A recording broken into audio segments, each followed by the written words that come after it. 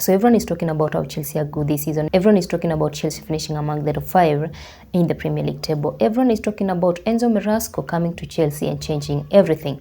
But no one is talking about Unai Emery changing and creating a totally different team at Aston Villa. When Unai Emery came to Aston Villa 2 years ago, they were fighting around the relegation zone. Right now, we are talking about one of the best teams in the Premier League, being at number 5 in the Premier League table after 6 games, 13 points and 12 goals. That's a clear evidence that Aston Villa are doing really well this season, and they're getting themselves into the top 6 Premier League teams, because Manchester United, they have given themselves break, and we don't know the exact time the Manchester United will be out of the top 6 Premier League teams.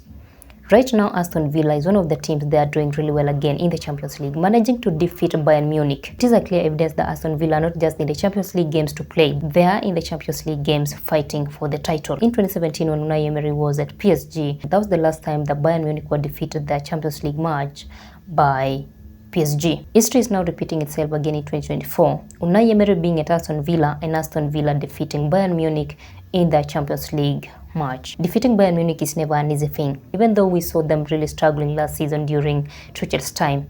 But this season, we've seen company trying to bring Bayern Munich back to where they're supposed to be in football, being one of the best football clubs. And they've been doing really well before their game against Aston Villa. The players that Unai Emery is having in the Aston Villa team, they're among the best players in the Premier League. And no one is actually talking about them on how they're performing in their games. We are talking about how Manchester United are struggling. We are talking about Chelsea doing really well. We are talking about Eddie Howe getting everything wrong at Newcastle. And no one is talking about how good Aston Villa are. The players they have in the team, the likes of Martinez, the likes of Pau, the likes of Ramsey, the likes of Watkins, the likes of Konsa, the likes of Carlos, the likes of Rogers.